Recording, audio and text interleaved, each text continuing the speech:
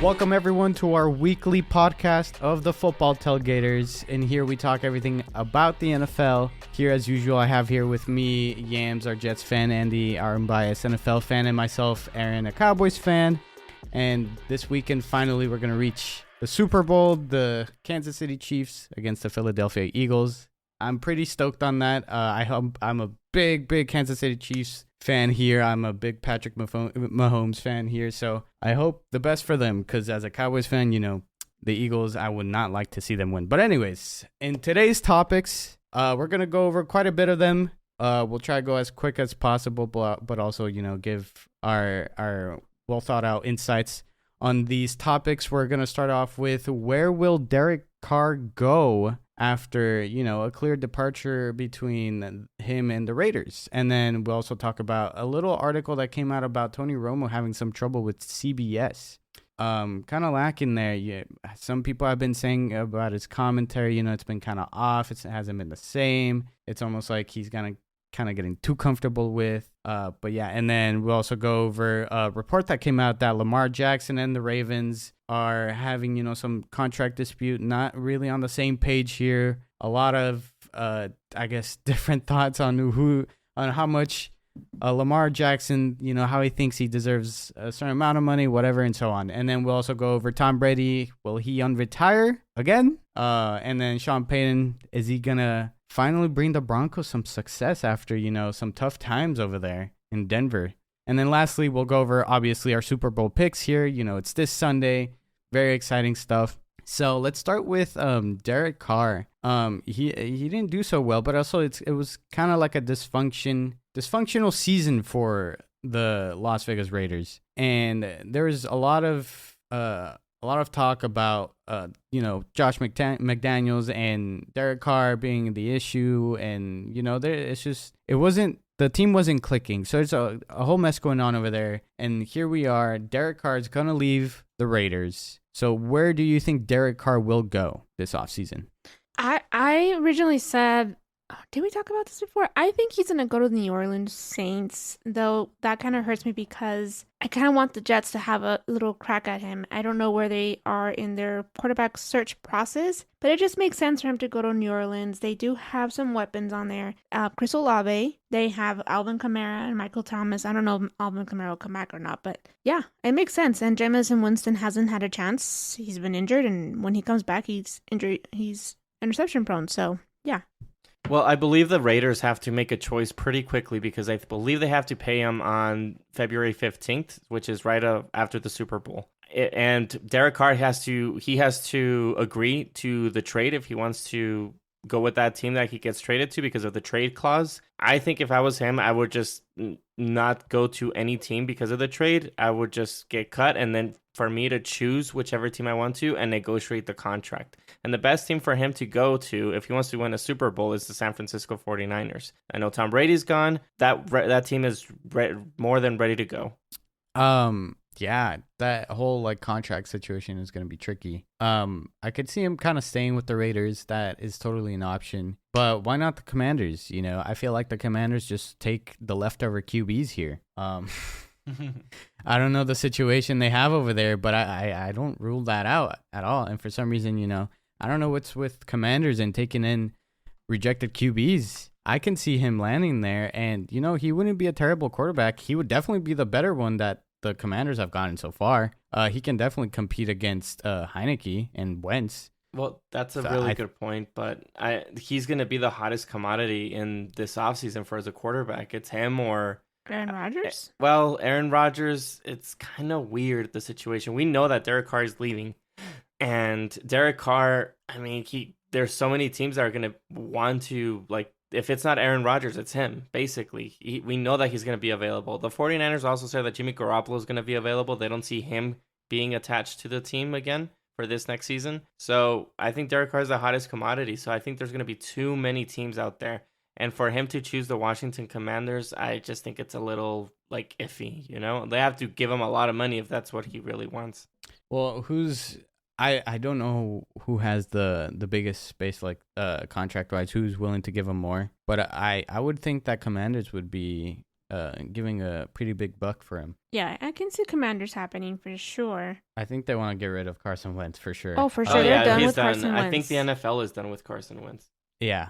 No, it's pretty much done with him. He's going to be a backup QB, and I don't know, maybe he retires for some reason earlier. I don't know, but I think he's pretty much a clear-cut backup here after, plenty of years of struggling, especially what happened to him with the Eagles where it all started. It's honestly, it sucks for him. It sucks because he was on his way to a Super Bowl, and then, it's just terrible timing for the kind of injury he had. But so for Derek Carr, yeah, I do see him going for the Commanders here. But what about, let's move on to the next subject here with Tony Romo. And I know you're a big fan of him.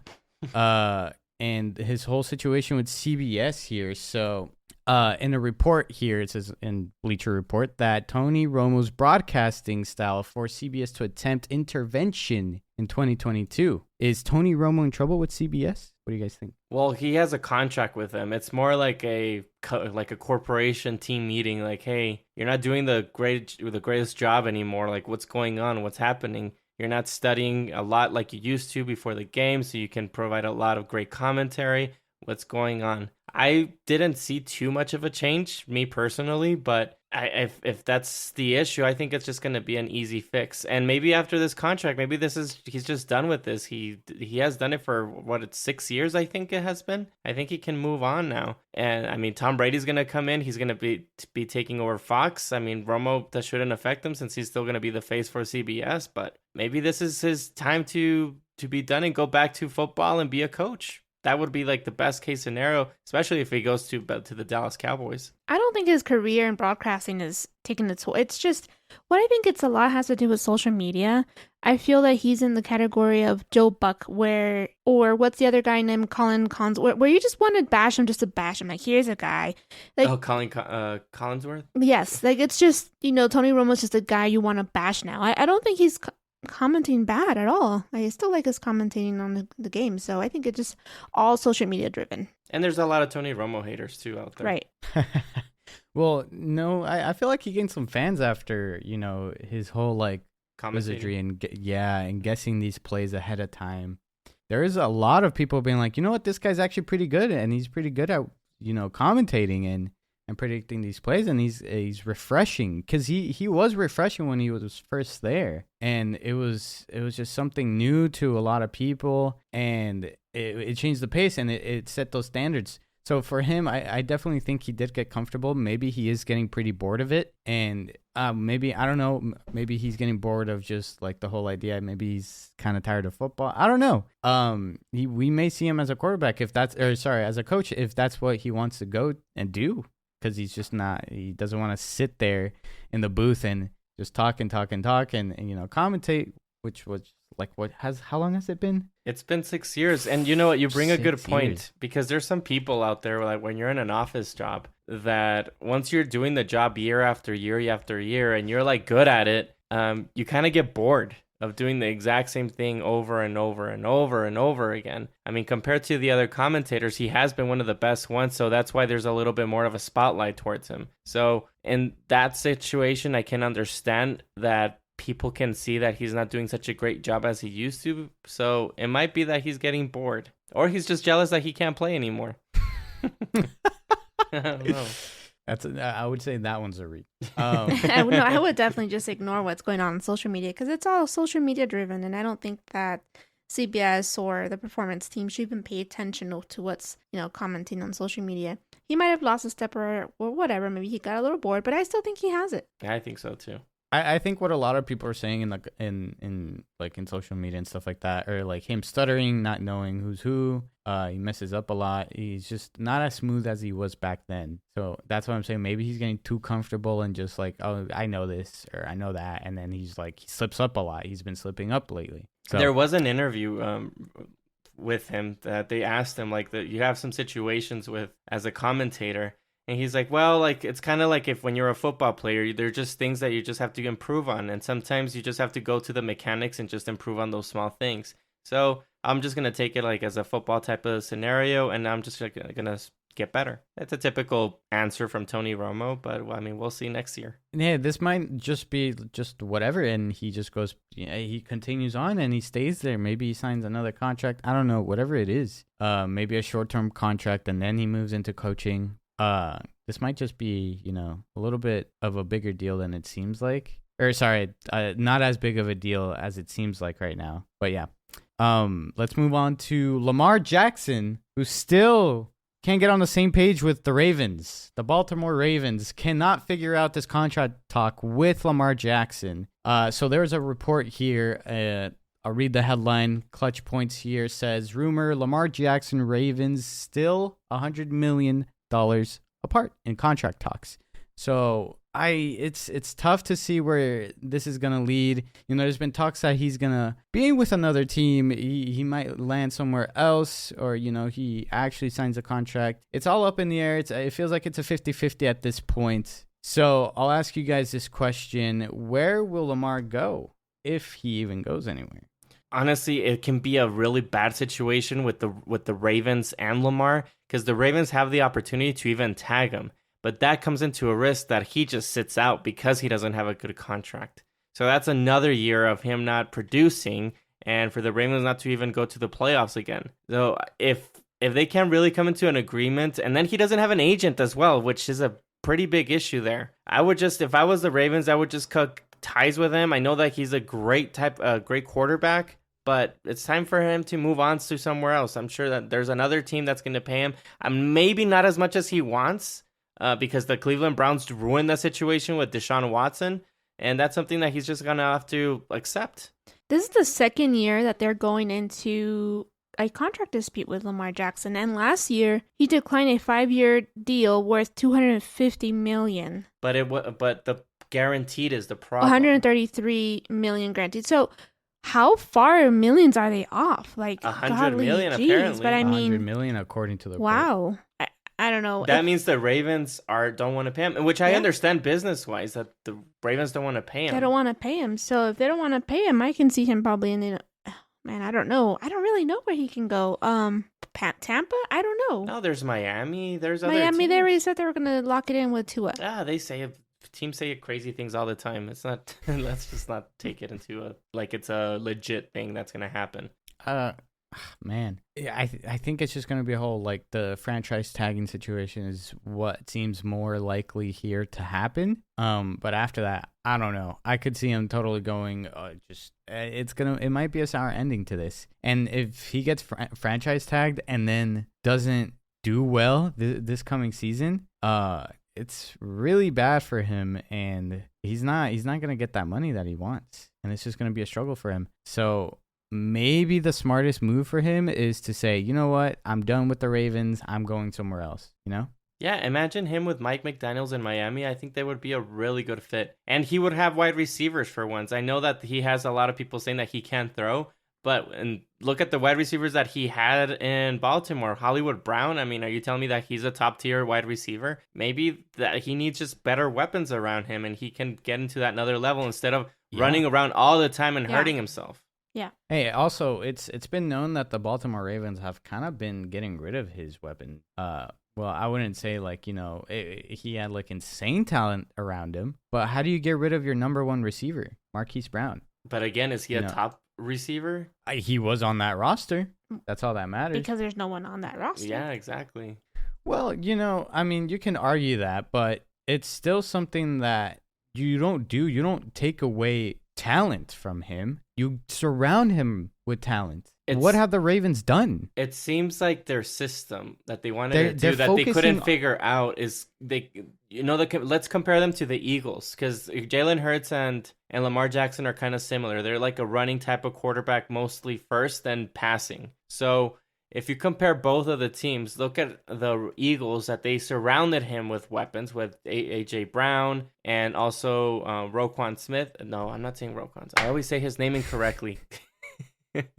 The other wide receiver from Alabama, Devontae Smith. Jeez, my knees. So they built that team perfectly for him, and running backs. And it seems like the Ravens lack thereof of the wide receivers, because they were like, okay, well, Lamar, his skills is to be a running quarterback. He has Mark Andrews to throw to and a receiver here and there. You don't need a big time wide receiver, so we can save some money there and build off of the defense, and we'll have some good running backs. That's why they got Dobbs, which has been injured, and they've had some other running backs that just hasn't been working that well. Oh, and this is where it comes down to. You mentioned they've been focusing on the defense. They're not worried. They clearly don't care about helping out Lamar here. They care about building a solid defense because they believe that Lamar can carry this offense all the way through, and that's not true. You need to give him some weapons on the wideouts because he's going to be a dual threat if you do so. Right now, he's not a dual threat because who does he have to throw to? No one. Exactly. And the Ravens strategy and their way of doing things for many years has been defense first. When they won the Super Bowl in 2000, the year 2000, it was all defense. Like Trent Dilfer didn't do much. He was actually known as not a great quarterback, and they won because of that superstar defense. When they won with Joe Flacco, again, it was with that superstar defense with Reed and Ray Lewis. And it seems like that's their philosophy. They like to build defenses, and they're just not good at building from the offense. It was a big slap to the face after they just gave a big contract to Roquan Smith. So yeah, for sure. I think we might see him being franchise tagged and being disgruntled with the organization and then leaving after that. I don't think it's gonna end well for both of them. In my opinion, I think that's how it's gonna be. They're gonna split sooner or later. Sooner rather than later, I should say. And it sucks. It sucks for them because I think that he's a great quarterback, but the situation, they're just not on the same page, and it's not going to work out for them. It's that simple. So let's shift on over now to, a little bit while ago, this quarterback named Tom Brady. This quarterback has been to the Super Bowl 7 times. He's been Super Bowl MVP 5 times. He's a 3-time All-Pro, 15-time Pro Bowler, so on. The list goes on. Tom Brady finally retired again. I think he should have stayed retired the first time. In my opinion, that's just my quick thought on that. So with the talks of him moving to, or, gaining this shift to more of the, I guess, commentary analyst, kind of like what Romo did, he seems to be pretty set on that. Do you think there's any chance that Tom Brady will unretire again? I think he's done with football, at least on the field. He elected to push his broadcasting job to next year, 2024. And I think that's because the way he is, Tom Brady, he wants to analyze the game from above, right? He's used to being with the fellas and learning the game within, but now he's just a really perfectionist and he wants to learn it from above. And I don't think he's coming back. I think he's going to focus on his brand, on his DB12, his new brand, the underwear, the Brady, whatever it's called. I think that's his next move. His DB12, like all his, like, it's not only underwear. Oh, okay. Well, whatever. Proteins and a whole bunch of stuff. But yeah, I think he's done. Even though San Francisco 49ers were the best situation for him to go, because it's just a ready team, and that was his favorite team when he was growing up.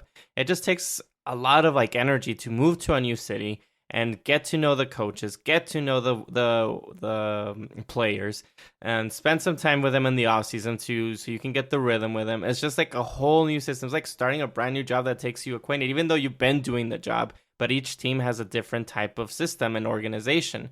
So I think he's just done. He just got tired. And like Yam said, he's going to go into broadcasting and he's going to take a year off until 2024. And he got paid a really sweet deal with Fox, a really, really big deal.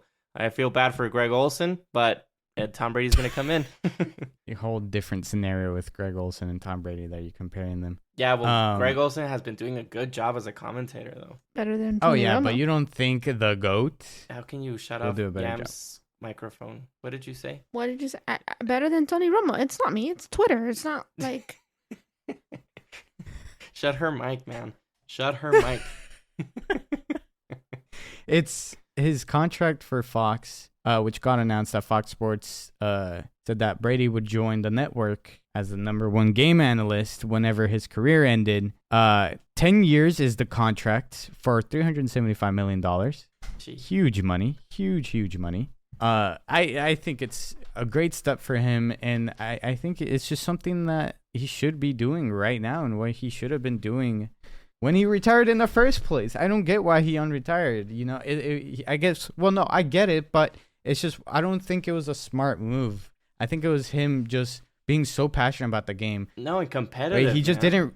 He didn't realize the situation though. He knew that Bruce Arians was a big piece to this Tampa Bay team, and as soon as he was gone, I don't know what he thought. That once Todd Bowles took over, like, was he confident in Todd Bowles? Was he confident in him taking over, kind of carrying the team? He's not that type of quarterback to be like fighting it out. Like, he's not Aaron Rodgers. Whoever you put on him, he's gonna be adapting to it, and he's gonna like try to believe like we have the pieces here. So he trusted Todd Bowles. Yeah, of course he trusted Todd Bowles. But it wasn't the same team. Like, all his weapons went away. Gronk went away. AB went away. His offensive lineman was all screwed up there. They had to fix a lot of things. And then what's his name? It's not Evans. It's the other wide receiver, he got an ACL, and of course it takes about 2 years to get better. And so, do you think there's a possibility that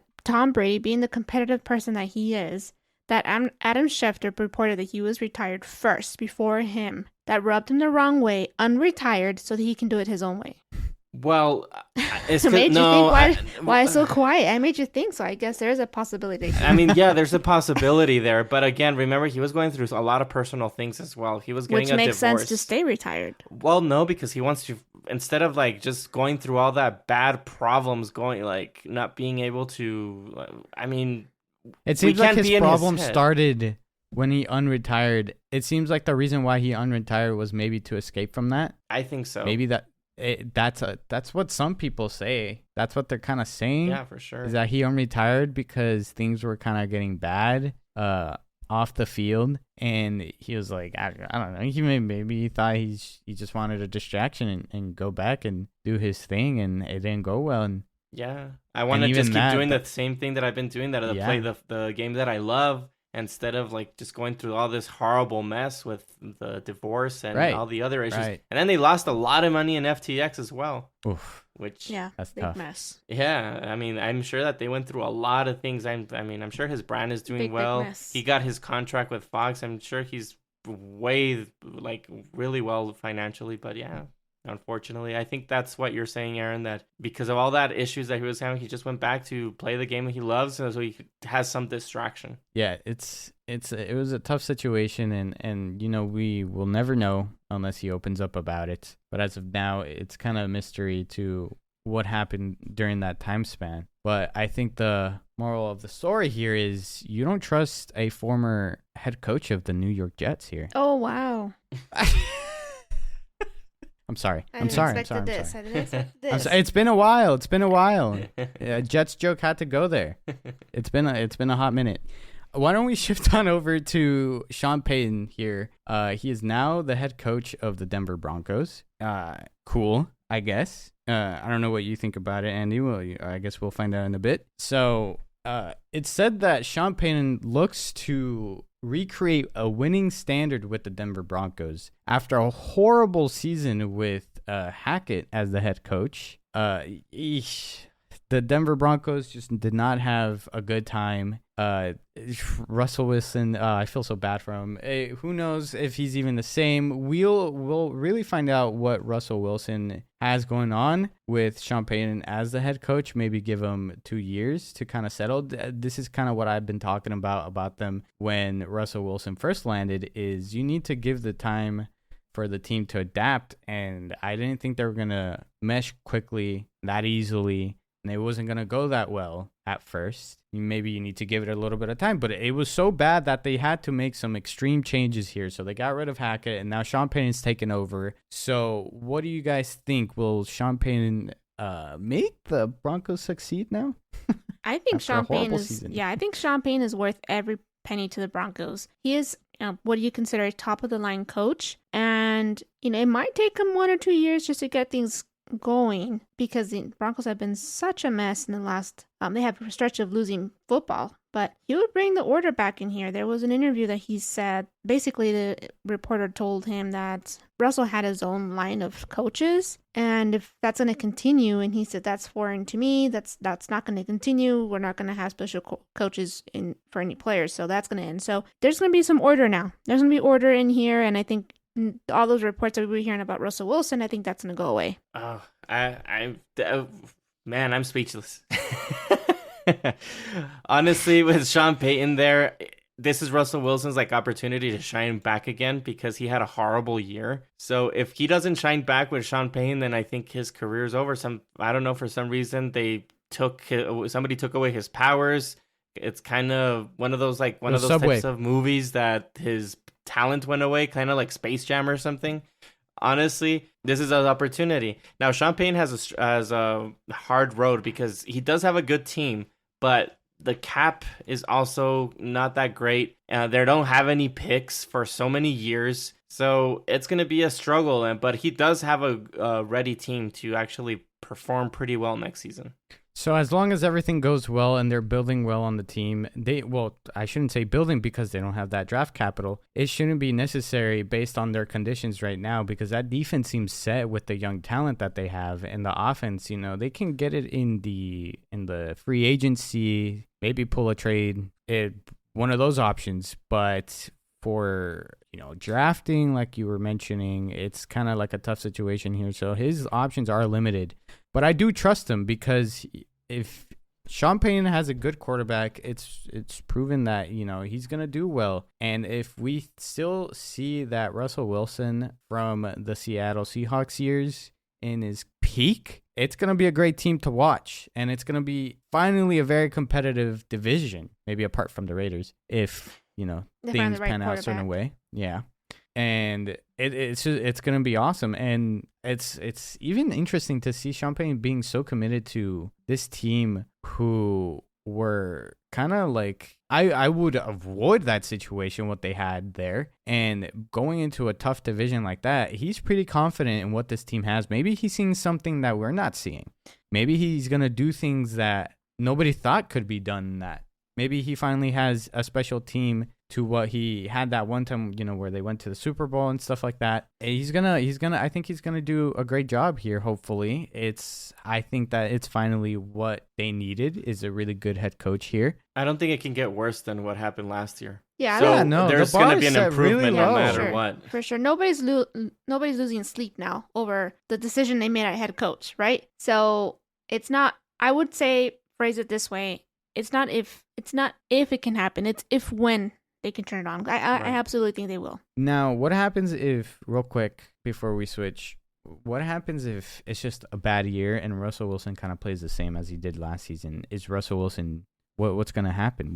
What's the situation here? What should they do? If I was them this year with the draft picks that I have, I'll be drafting a quarterback. That's the number one thing. I would try to get somebody that I can build off on and they can learn the system. And hopefully that quarterback during training camp, you can see some sparks. But if they both, like Russell Wilson and the one that you drafted, are not working well, then you're going to have to look into free agency. But you can't, just because you paid Russell Wilson so much money, you have to win games. So you're just going to have to move on, which I doubt. I really think that Russell Wilson had an off year.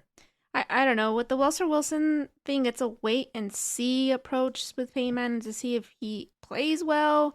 We don't know. Maybe, like you said, Andy, he had an off year. I don't know. Maybe it's just he's wearing down. I don't know. Because he played the same way he played in his last year at Seattle. So hopefully he is able to turn it around. And with Payton there, hopefully there's an impact. Yeah, no, for sure. So let's talk about now the Super Bowl. It's finally this Sunday. Finally. It is officially the last game of the NFL until, September? We want to call it here. Yeah, I mean, if you don't count the preseason, then September. Well, passionate fans we'll be talking about the preseason. So we'll be talking about the preseason, for us, of course. Yeah, preseason. In August. Mm-hmm. So it's quite some time, and we did kind of talk about who should be the Super Bowl favorites last podcast. So now we're going to talk about our picks on who we think is going to win the Super Bowl. So we have the Kansas City Chiefs with a maybe injured Patrick Mahomes, who knows, and a maybe injured Jalen Hurts,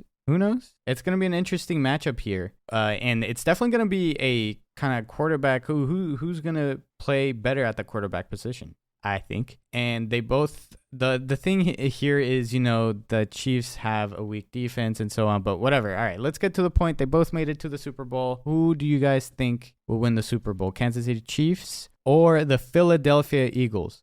Everyone says that the Eagles have a great run game, and they do. They really do. But we can't ignore the run game that Chiefs have. They have Pacheco. They have McKinnon. Those guys are running up and scoring up, also helping Mahomes. They also have a pass game, which I think Eagles sort of lack in the passing game. So if the Eagles are not able to contain Mahomes and his dynamic passing, I think the Eagles lose this one. I think they don't go all the way with their best, with the record they have. I think Chiefs take it. This is going to be a great game, honestly, because you have the Chiefs, both the teams that had a bye week in the playoffs, so it's well deserved.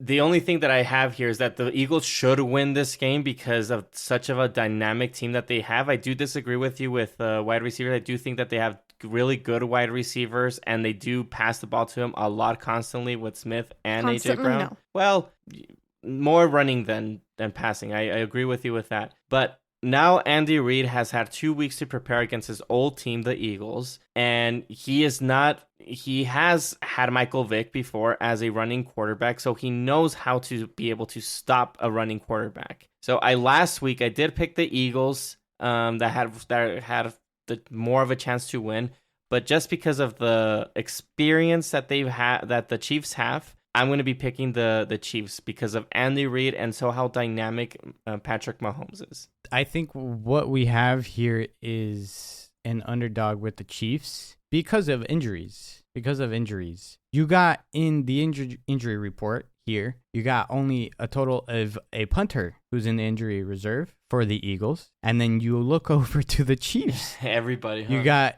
You got everybody. And we focus here on the wide receivers. You got Juju Smith injured, Kadarius Toney injured, Mecole Hardman. Those are key players in situations where they make a play that could change the game. They're not there the whole time, but they're key to making great plays in certain moments that can change the whole the whole momentum of the game. So this is gonna really hurt them. They're questionable. You got obviously Hardman, he's in IR, right? But you got Toney and Schuster questionable.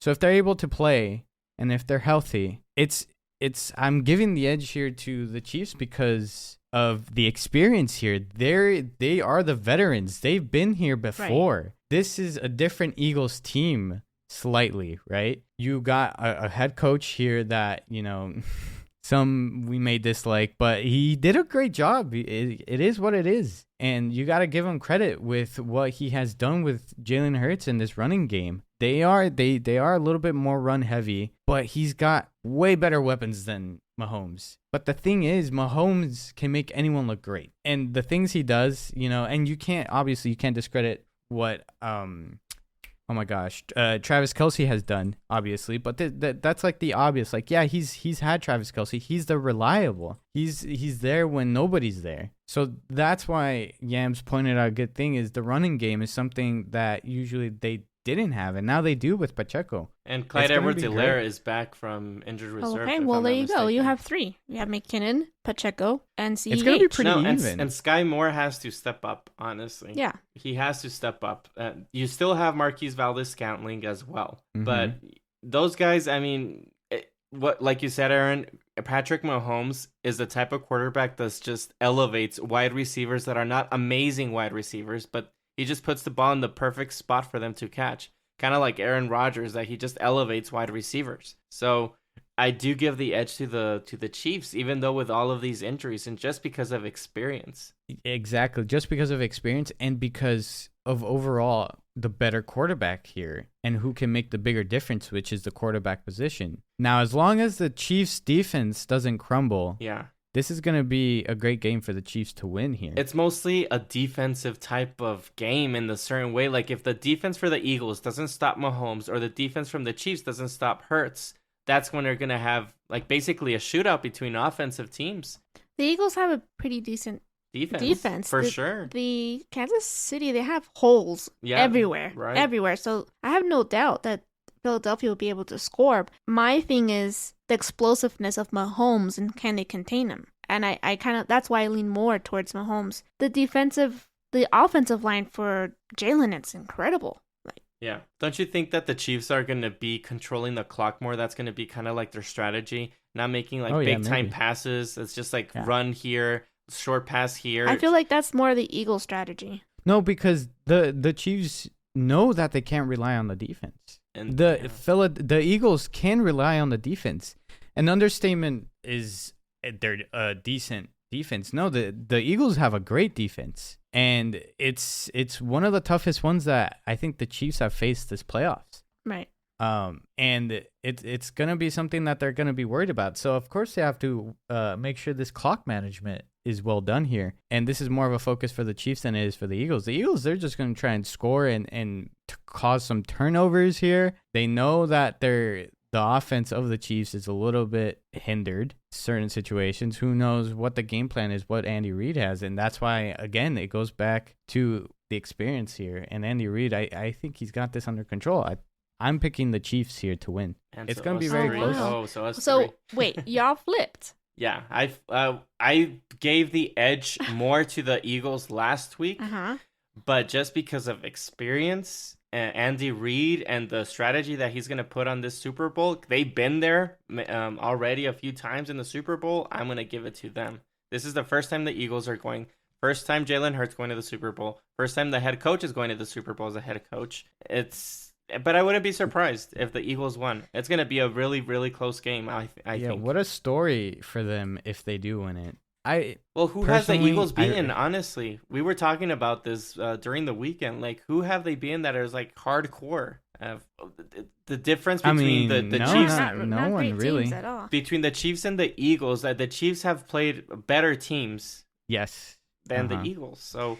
And we also compared the Chiefs with the Eagles. It's not that far off in teams that they played that are better. Right, but just giving their Now, here's the situation, though, because in some aspects, maybe San Francisco a little bit, but it was the quarterback that really changed the whole game. But that was the best defense they faced the whole season. And it did last, I believe, until the third quarter. Yeah, where they really started to get tired, hard on them. Exactly.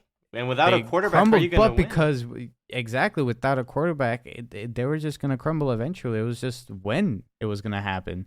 So now we get to see a hopefully healthy team here. Hopefully Mahomes is all right and his wide receivers are good to go. So we can see a great game here. Because based on what is being shown here so far for the over-under is a 50.5, and then you got the spread with the Eagles being the favorites. Yeah, 1.5, no, if I'm not mistaken, Yeah. I think the last time the Eagles, I don't know, we talked about it a couple of episodes ago. The last time the Eagles had this type of record, the same record, it was the last time they went up against Tom Brady and beat him. They had the 13, what's the record? 13-3? Mm-hmm. Yeah, they had that record. So I don't know. History repeats itself. Maybe. Now it's 14-3. Now with Tom Brady gone, who's the best quarterback in the NFL? It's Mahomes. So we're talking about the Chiefs. Not only having a great head coach, it's Patrick Mahomes, the best quarterback. Well, not yet. I'm not gonna put him as a GOAT so far, but yeah. Wait, who? Patrick Mahomes. Oh yeah, no, not yet. No, he's got plenty. The shoes to fill with Tom Brady. It's just. He's got ways to go. Yeah, ways to go. I will give you this, though. If he retires, after the Super Bowl, even if he loses, I would still put him in the Hall of Fame. Now, if we just talk about pure raw athlete talent here, skills, it's Mahomes, in my opinion. But come on. Tom Brady's success, it's going to be hard to beat. For sure. But anyways, so, yeah, it seems like we're going all here Chiefs. That's what it is. Yes. And we're really going to eat our words here. Yeah, probably. I'm going to change my picks because last time this happened, we were all wrong. Now, what do we do if we're completely wrong? We just eat our words. It is what it is. I really hope the Eagles don't win. I'm sorry. Oh my gosh. Yeah, I really don't like the coach. That's the only reason why I don't. I'm sorry. It's just, I can't. I like the team itself, but it's just. I don't like the Philadelphia's. Oh man, I have Their a lot of fan respect base- for the Eagles. They put in a really good scheme of how to be successful. Yeah. Them and the Oh, yeah. 49ers figured it out how to win. Now, next year, let's see how defensive coordinators can actually stop the Eagles. I know the 49ers head coach Shanahan has proved to defensive coordinators that even whatever you throw at me the following year, I'm still going to figure out how to beat you, even with like not solid quarterbacks. So let's see how the Eagles do next year. yeah, maybe it's similar to what happened to them before. What was it in 2018? When did they win? Yeah. They won in 2017. 2017. Right. I thought it was 2018. Yeah, but I mean, mad respect. All that team Yeah. is gone basically, and they rebuilt again with a new head coach, and they're Kind back of. in the Super Bowl. That's in 2017. Are we talking about 5 years ago? Like, you're lucky if you can Yeah. do that, honestly, as a team. Jerry Jones, take notes. The front office, yeah, take notes. Take notes. Joe Douglas, take That notes. front office. So, a little cool thing here, last thing, is that for the Madden simulator, they got the Eagles predicted to win the Super Bowl. Take that as you will. So, it's going to be in Arizona. So, it's going to be a dome stadium. And I think the cheapest tickets here are $4,000 here on ESPN. It says here for Vivid Seats, $4,119. The cheapest tickets you can get Oh, for the that's Super good. Bowl. That's a good deal. I remember back in my day, it was $1,000, the Oh. cheapest ticket. Plus fees, Oh, which yeah. comes out to $5,000. So Probably. Yeah. So, yeah, let's just appreciate it, and hopefully we get to watch some great football as the last game. It's going to be sad now, but we got plenty of things to talk about in this offseason, and there's still a lot of questions to be answered for a lot of players, a lot of teams. So, yeah, that's going to be it for this episode of Football Tailgaters. Thank you guys for listening to the very end, and we hope to see you guys on our social media, which is football_underscores tailgaters on Instagram, TikTok, and on YouTube. Thank you guys again for listening. We hope to see you guys in the next episode. Thank you.